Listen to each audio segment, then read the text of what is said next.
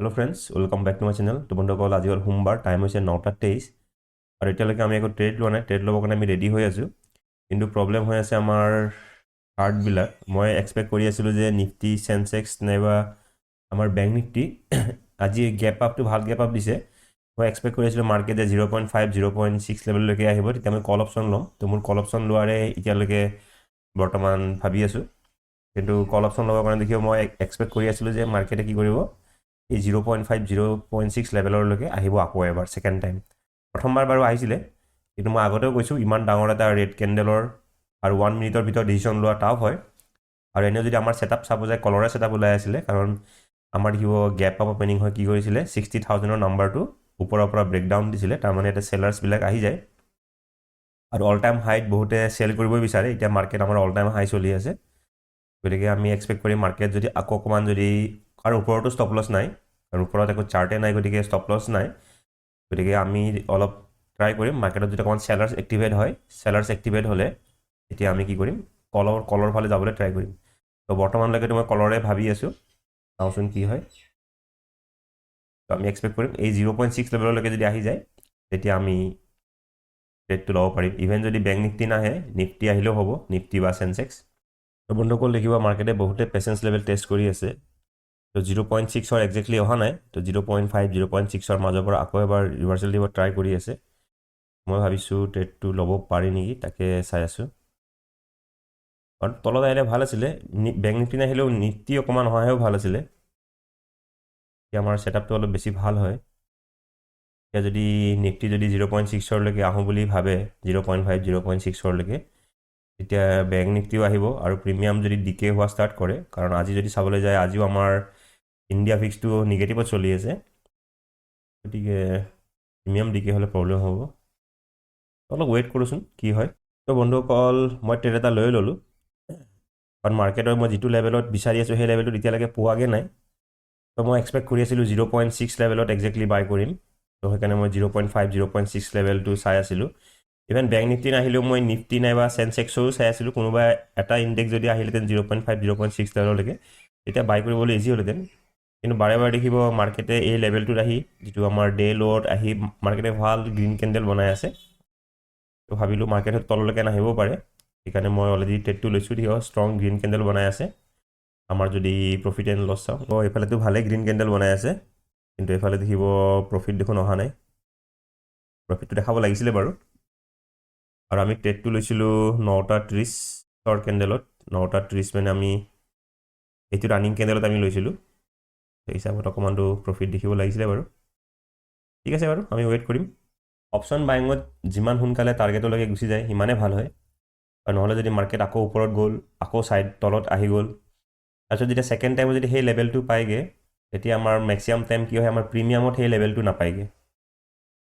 প্ৰিমিয়ামত আগৰ লেভেলটো ব্ৰেক কৰিবৰ কাৰণে বেংক নিফটি আৰু বেছি ওপৰত যাব লাগে, তেতিয়া আমাৰ দিগদাৰ হয়। গতিকে আমাৰ এনেকৈ যদি ধৰক 15 মিনিট, 20 মিনিট, আধা ঘণ্টাৰ ভিতৰতে টাৰ্গেট দি দিয়ে, সেইটো আমাৰ কাৰণে বেষ্ট হয়। কিন্তু সেইটো খুব ৰেয়াৰলি দিয়ে, কেতিয়াবা দিয়ে বাৰু টাৰ্গেট তেনেকৈ। নৰ্মেলি আমি ৱেইট কৰিব লাগে, আৰু ৱেইট কৰিব লাগে কাৰণে আমি কি কৰোঁ, আমি যিটো স্কেল্পাৰ নহয়, স্কেল্পাৰবিলাকে তেনেকেই কৰে। স্কেল্পিং কৰা হয়তো ইমান টাইমত আমি এক্সিট কৰিবই পাৰোঁ, ষ্টপ লছো সৰু থাকে, টাৰ্গেটো সৰু থাকে। যিহেতু আমি অকণমান যাতে আমাৰ পটককৈ ষ্টপ লছটো হিট নহয়, তো আমি অলপ ষ্টপ লছটো অলপ ডাঙৰ ৰাখোঁ আৰু টাৰ্গেটটো আমি তেনেকেই ৰাখোঁ। নহ'লে স্কেল্পিং কৰিলে এটা প্ৰব্লেম কি হয়, যদি আমি সৰু সৰু টাৰ্গেট লৈ ওলাই যাওঁ, তেতিয়া দিনটোত বহুত ট্ৰেড কৰা যায়। তো মই সেইটোৰ পৰা বাচিবৰ কাৰণে এইটোত হেল্প কৰে বহুত, যে দিনটোত এটা ট্ৰেডে ল'ম, ষ্টপ লছো লগালে ডাঙৰকৈ ল'ম, যাতে এটা ট্ৰেড লোৱাৰ পিছত আকৌ ছেকেণ্ড ট্ৰেড ল'বৰ কাৰণে ইচ্ছা নাযায়, বা কেপিটেলৰ টেনশ্যন এটা আহি যায়। নহ'লে যদি মই 15 পইণ্ট, 20 পইণ্ট ষ্টপ লছ ৰাখি ট্ৰেড লওঁ, তো দিনটোত হয়তো বহুত ট্ৰেড লোৱা যাব। তেনেকৈ হ'লে আমাৰ কি হয়, অলপ গ্ৰ'থত অলপ প্ৰব্লেম হয়। তো কাৰেণ্টলি দেখিব আমাৰ 2700-2600 টকা প্ৰফিট চলি আছে। আমি টাৰ্গেটৰ 50%তকৈ বেছিয়ে গ'লোঁ। তো বন্ধুসকল, দেখিব মাৰ্কেট সঁচাই বহুত ভলাটাইল। মানে প্ৰিমিয়াম চাৰ্টখন দেখিব, প্ৰথম আমাৰ প্ৰফিট ভাল 3000 টকা দেখালে, তাৰপৰা লগালগ প্ৰফিট কমি আমাৰ লছত আহি গ'ল। লছৰ পৰা আকৌ আমি 2500-2600 টকা প্ৰফিট দেখিলোঁ।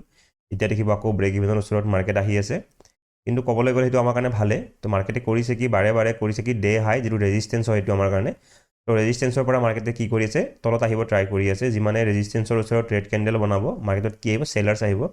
আৰু চেলাৰ্ছবিলাকে ষ্টপ লছ ক'ত ৰাখিব মিনিমাম এই কেণ্ডেলটোৰ ওপৰত ষ্টপ লছ ৰাখিব তেনেকৈ আমাৰ যিখিনি বায়াৰ্ছ আছিলে কোনোবা যদি এটা বায়াৰ্ছ বাই কৰিছে মোৰ নিচিনাকৈ তেওঁলোকৰ ষ্টপ লছ ক'ত থাকিব ডে যিটো ল' আছিলে ল'ৰ তলত ষ্টপ লছ থাকিব গতিকে আমাৰ কাৰণে এটা ভাল আছে আমাৰ ষ্টপ লছটো এতিয়া বহুত দূৰত হৈ গ'ল তো মাৰ্কেটৰ কাৰণে এটা হাই প্ৰবেবিলিটি আছে মাৰ্কেটৰ ওচৰত যিটো ষ্টপ লছ আছে মাৰ্কেটে সেই ষ্টপ লছটো হিট কৰিব যাব এতিয়া মাৰ্কেটৰ কাৰণে ওচৰত ষ্টপ লছ আছে ডে হাইৰ ষ্টপ লছখিনি তাৰমানে চেলাৰ্ছৰ ষ্টপ লছখিনি গতিকে বায়াৰ্ছৰ ষ্টপ লছখিনি হিট কৰাতকৈ মাৰ্কেটে হাই চান্স আছে যে চেলাৰ্ছৰ ষ্টপ লছ হিট কৰিব মাৰ্কেট ওপৰলৈকে যাব আৰু কাৰণ ইয়াতে মাৰ্কেটে বেক টু বেক দুবাৰ দেখিব মানে ৰেজিষ্টেঞ্চৰ ওচৰৰ পৰা ৰেড কেণ্ডেল বনাই আছে গতিকে চেলাৰ্ছ অহাৰ চান্সেছ বহুতেই হাই আমি ৱেইট কৰিম কাৰেণ্টলি প্ৰফিট দেখিব আমাৰ 1000 টকা চলি আছে তো বন্ধুসকল টাইম হৈছে 10:06 আৰু মাৰ্কেট দেখিব ঘূৰি পকি সেই লেভেলটোতে আহিছে আগৰ যিটো আমাৰ প্ৰিমিয়ামৰ হাই ওচৰতে আহিছে আৰু ওচৰতে মাৰ্কেট দেখিব বহুত টাইম হোল্ড কৰি আছে মাৰ্কেট ওপৰত যাব পৰা নাই আৰু যদি আমি বেংক নিফটি চাৰ্ট চাওঁ বেংক নিফটি দেখিব এটা ষ্ট্ৰং কেণ্ডেল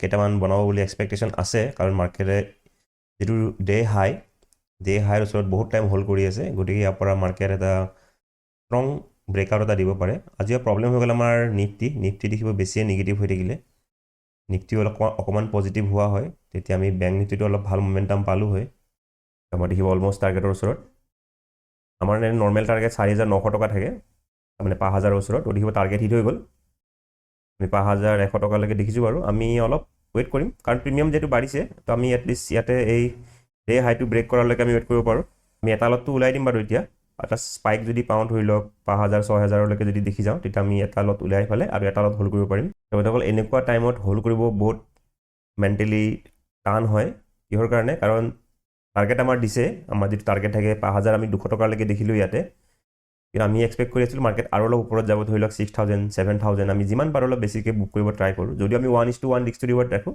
আমি টাৰ্গেটটো সদায় অকণমান ডাঙৰ কৰিব ট্ৰাই কৰোঁ আৰু লছটো আমি ফিক্স ৰাখোঁ যাতে লছটো আমাৰ ডাঙৰ নহওক কিন্তু দেখিব একদম টাৰ্গেট হিট কৰি যেতিয়া মাৰ্কেট ৰেড কেণ্ডেল বনাই দিয়ে তেতিয়া অকণমান প্ৰব্লেম হয় কাৰণ এই জাষ্ট 30-40 ছেকেণ্ড আগতে 5,000 টকা দেখিছিলোঁ এতিয়া দেখিব এতিয়া যদি আপোনাৰ ৰিভাৰ্চেল দি দিয়ে এটা ৰিগ্ৰেট হ'ব যে টাৰ্গেট দেখিলোঁ টাৰ্গেট বুক নকৰিলোঁ কিয় এনেকুৱা এটা হৈ যায় কিন্তু চাওক বন্ধুসকল ডাঙৰ প্ৰফিট যদি অলপ বুক কৰিব থাকে নৰ্মেল টাৰ্গেটতকৈ তেতিয়া অকণমানটো আমি এনেকৈ ছেক্ৰিফাইচ কৰিবই লাগিব প্ৰফিট হয়তো আমি ইয়াৰ পৰা এতিয়া হয়তো যদি মাৰ্কেট ছাডেনলি ৰিভাৰ্চেল দি দিয়ে হয়তো আমি 2,000-3,000 প্ৰফিটতো ওলাবলগীয়া হ'ব পাৰে যিহেতু আমাৰ আজি প্ৰিমিয়াম ডিকে হোৱা নাই আৰু মাৰ্কেটতো আমাৰ ইয়াতে 130 পইণ্টছ হিট কৰা নাই এতিয়ালৈকে কিন্তু আমাৰ প্ৰব্লেম নিফটিয়ে কৰি দিলে নিফটি অকণ বুলিছ থকা হয় আজি আমাৰ ভাল হ'লহেঁতেন বন্ধুসকল তেতিয়া যদি আমি এটা লট বুক কৰি ল'লোহেঁতেন তেতিয়া আমি এটা লট বুক কৰি দিয়া হওঁতে আমাৰ এতিয়াও প্ৰফিট হয়তো 4,000ৰ ওচৰত চলি থাকিলেহেঁতেন বা 3500 মান টকা চলি থাকিলেহেঁতেন এটা লট বুক কৰি ল'ব লাগিছিলে কিন্তু চাওক ধুনীয়া কেণ্ডেল বনাই আছিলে মোক লাগিছিলে ব্ৰেকআউট দিয়া নাছিলে এইটো লেভেল ব্ৰেকআউট দিবলৈ যাব ষ্ট্ৰংকৈ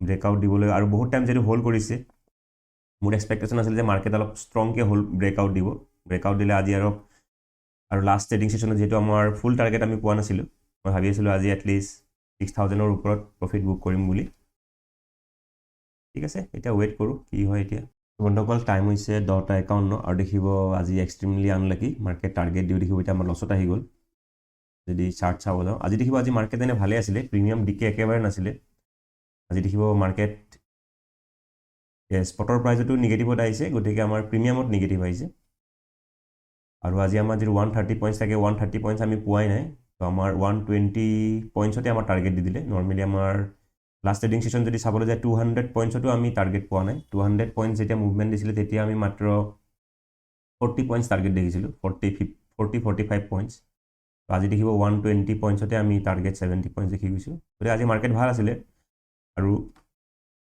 মাৰ্কেট ভাল আছিলে কাৰণে মই ভাবিছিলোঁ কি আৰু মাৰ্কেট যিহেতু বহুত টাইম হোল্ড কৰিছিলে ৰেজিষ্টেঞ্চৰ ওচৰত তো মোক লাগিছিলে মাৰ্কেট যদি আজি মমেণ্টাম দিয়ে আজি প্ৰিমিয়ামো যিহেতু ধুনীয়া বাঢ়ি আছে গতিকে এটা ডাঙৰ প্ৰফিট বুক কৰিব পৰা যাব যদি আজি ধৰি লওক 180 মান যদি আমি বুক কৰিব পাৰিলোহেঁতেন তো আমি ইজিলি আজি 8,000 7,000 8,000 9,000 প্ৰফিট আমি বুক কৰিব পাৰিলোহেঁতেন তেনেকুৱা এটা এক্সপেক্টেশ্যন আছিলে কিন্তু মাৰ্কেট দেখিব একদম ৰিভাৰ্চেল দিলে ৰিভাৰ্চেলো দিছে একদম চাৰ্প ৰিভাৰ্চেল দিছে ষ্টিল আজি ৱেইট কৰিম যিহেতু মাৰ্কেটত ইমান ডিকে নাই ডিকে থকা হয় আজি মই ওলাই গ'লোহেঁতেন কিন্তু ডিকে যিহেতু নাই তো হোল্ড কৰিম মোৰ এতিয়া বেংকত যাবলগীয়া কাম এটাও আছে বেংকৰ পৰা ATMত পইচা ওলাইছিলোঁ কিন্তু পইচা পোৱা নাই শনিবাৰে কিন্তু একাউণ্টৰ পৰা ডেবিট হৈছে এতিয়ালৈকে ক্ৰেডিট হোৱা নাই গতিকে বেংকত এপ্লিকেশ্যন এখন দিবলৈ যাব লাগে তো মই এতিয়া ষ্টপ লছে দি এৰি দিম আৰু আমাৰ ষ্টপ লছ কিমান হ'ব 846 হ'লে আমাৰ 776 হ'ব আমাৰ ষ্টপ লছ।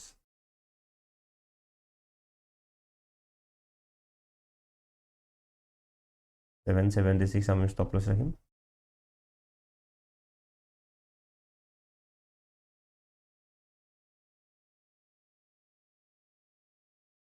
অ'কে বন্ধুসকল, মই যিটো লছত আহিছে মাৰ্কেট, এতিয়া মই ষ্টপ লছটো দি ৰাখিলোঁ। তো মই একচুৱেলি এখন এপ্লিকেশ্যন লিখিব লাগে, এপ্লিকেশ্যনখন লিখি লওঁ, তাৰপিছত আকৌ বেংকত যাব লাগিব।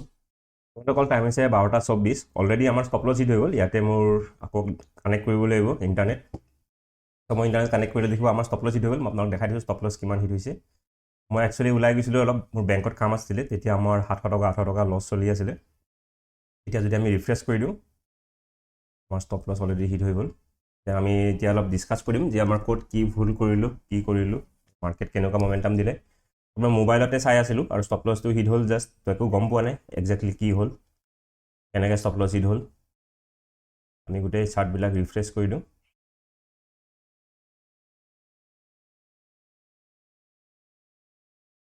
তো বন্ধুসকল মোক লাগিছে এই ষ্ট্ৰং ৰেড কেণ্ডেল বনাইছিলে যে শ্ল' নহয় মানে ষ্ট্ৰং 5টামান ৰেড কেণ্ডেল বনাইছিলে, ইয়াতে আমাৰ ষ্টপ লছ গৈছে মষ্ট প্ৰবেবলি।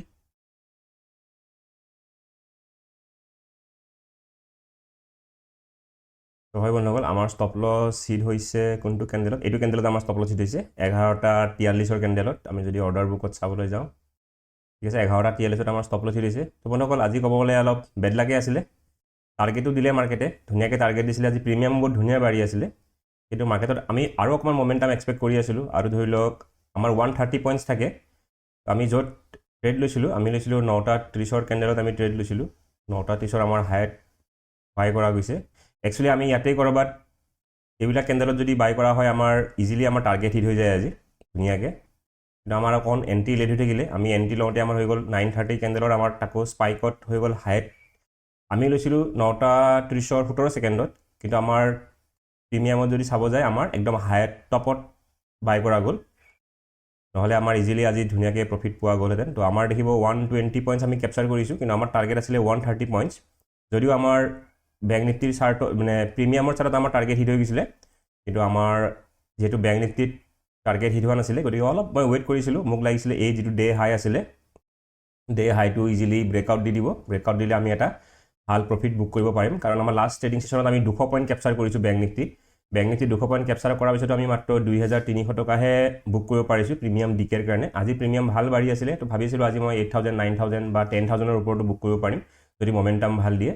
কিন্তু দেখিব আমাক বুক কৰিব চান্সে নাপালে। ইভেন মই এটা লট বুক কৰিব এতিয়া ৰেডি আছিলোঁ। যদি মই এটা লট মানে এইটো মই নতুন ছিষ্টেম উলিয়াইছিলোঁ যে মোৰ টাৰ্গেট এবাৰ যদি হিট হৈ যায়, তেতিয়া মই এটা লট বুক কৰি দিম। এটা লট বুক কৰি আৰু বাকী লটটো যদি মোৰ লছতো গুচি যায়, তেতিয়াহ'লে আল্টিমেটলি কি নহয়, মোৰ মানে পকেটৰ পৰা একো নাযায়, ব্ৰেক ইভেনত এক্সিট হৈ যায়। এটা লট যদি মই 2500 টকা বুক কৰি দিওঁ, তেতিয়াহ'লে নেক্সট ডেটটোত 2500 টকা গ'লেও আমাৰ জিৰ'ত এক্সিট হৈ যায়। কিন্তু আজি দেখিব এক্সিট কৰিব চান্সে নাপালোঁ। যি টাৰ্গেট এবাৰে টাৰ্গেট দেখালে, এই ছেকেণ্ডমানৰ কাৰণে টাৰ্গেট দেখালে, তাৰপিছৰ পৰা মাৰ্কেট দেখিব কণ্টিনিউ তলতে আহিলে, আমাক ছেকেণ্ড চান্স নিদিলে। বন্ধুসকল তো আহক আমি ট্ৰেডিং আমাৰ ক'ত মিষ্টেক হ'ল কি হওক সেইবিলাক অলপ চাবলৈ ট্ৰাই কৰোঁ। যদি মই এইমাত্ৰ আহিলোঁ বেংকৰ পৰা একো ধৰিব পৰা নাই, ঠিক আছে।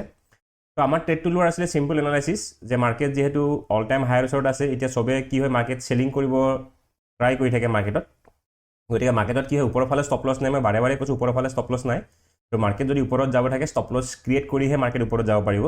আৰু ষ্টপ লছ মই ভাবিছিলোঁ যে এই যে ৰেজিষ্টেঞ্চৰ পৰা মাৰ্কেট তললৈকে আহি আছিলে, এইবিলাকতে ষ্টপ লছ ক্ৰিয়েট হৈছিলে।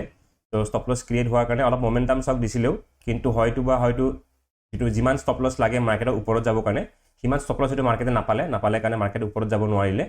গতিকে মাৰ্কেট কি হ'ল, হয়তো যিটো আমাৰ ডে ল' আছিলে আজি, দেখিব ডে ল' আছিলে, লগতে আমাৰ কি আছিলে ক্লজিং প্ৰাইচ আছিলে। ক্লজিং প্ৰাইচ দেখি হয়তো বহুতে এইবিলাক লেভেলত বাই কৰিব ট্ৰাই কৰিলে। বাই কৰিব ট্ৰাই কৰাৰ কাৰণে হয়তো মাৰ্কেট এতিয়া দেখিব ষ্টপ লছ হাণ্টিং এইবিলাক। আমাৰ যেনেকৈ আজি মোৰ ষ্টপ লছ হাণ্ট হৈ গ'ল, তেনেকৈ হয়তো বহুতে এইবিলাক ছাপৰ্ট লেভেলৰ ওপৰত দেখি যে মাৰ্কেট আহিছে, মাৰ্কেট ছাপৰ্ট লেভেল লৈছে, গতিকে বহুতে হয়তো বাই কৰিছে। চেলাৰতকৈ হয়তো বায়াৰ বেছি আহিলে, গতিকে আমাৰ ষ্টপ লছ হিট হৈ গ'ল। তো ইয়াতে আমাৰ মন বেয়া কৰিবলৈ একো নাই, এইটো জাষ্ট এটা প্ৰচেছ হয়। তো আমাৰ যদিও লছ হৈছে, গতিকে আমি ইয়াতে একো ৰিগ্ৰেট কৰি লাভ নাই। ৰিগ্ৰেট খালি মোৰ এটা ৰিগ্ৰেট থাকিলে, যদি ডাইৰেক্ট লছ গ'লহেঁতেন ৰিগ্ৰেট নাহিলেহেঁতেন। কিন্তু মোৰ ৰিগ্ৰেট হৈ গ'ল যে মই এটলিষ্ট ইয়াতে এটা লট মই এক্সিট কৰিব পাৰিব লাগিছিলে, যিটো মই এক্সিট কৰিবলৈ ৰেডি হৈছিলোঁ, কিন্তু মাৰ্কেটে টাইমো নিদিলে বাৰু। ইয়াতে নিজকো ইমান দুখ দিয়াটো কণ্টিনিউ বেয়া। তো চাব লাগিব মাৰ্কেট কণ্ডিশ্যন কেনেকুৱা আছিলে আজি যদি মাৰ্কেট মানে মই এক্সিট কৰিব ৰেডি থকাৰ পিছতো এক্সিট কৰিব চান্সে নিদিলে মানে উইক বনাই লগালগ তললৈকে আহিলে আৰু এনেকুৱা কেতিয়াবা এক্সপেক্ট কৰা নাযায় যে মাৰ্কেট এনেকৈ ইমান ডাইৰেক্ট টাৰ্গেট দিয়ে ৰিভাৰ্চেল দি দিব হয় 10-12 এবাৰ বা 10-12তো নহয় 20 বাৰ 20 দিন ট্ৰেডিং কৰিলে এদিন তেনেকুৱা হয় বাৰু টাৰ্গেট হিট কৰি মাৰ্কেট ষ্টপ লছ যায় কিন্তু তেনেকৈ আমি ভয় কৰি থাকিলে নহ'ব আমি যদি ডাঙৰ টাৰ্গেট আমি এতিয়া বহুতে হয়তো ভাবিব আমি এতিয়া টাৰ্গেট বুক কৰি ল'ব লাগিছিলে 5,000 টাৰ্গেট যিটো আমি কিন্তু চাওক এনেকৈ যদি আমি প্ৰফিট দেখিলে ভয় খাই যাওঁ টাৰ্গেট পালে যদি লগে লগে ওলাই যাওঁ আমি ডাঙৰ প্ৰফিট কেতিয়াও বুক কৰিব নোৱাৰিম আমি 10,000 5,000ৰ ঠাইত আমি 10,000 15,000 12,000 8,000 এনেকুৱা ডাঙৰ প্ৰফিট আমি কেতিয়াও বুক কৰিব নোৱাৰিম গতিকে ডাঙৰ প্ৰফিট যদি বুক কৰিব থাকে মাজে মাজে এনেকুৱা আমাৰ লগত বেয়া ঘটনা ঘটিবই সেইটো কাৰণে আমি ৰেডি থাকিব লাগিব গতিকে এইটোৰ পৰা মোৰ একো ৰিগ্ৰেট নাই তো ঠিক আছে বন্ধুসকল আজিলৈ আহিছোঁ ধন্যবাদ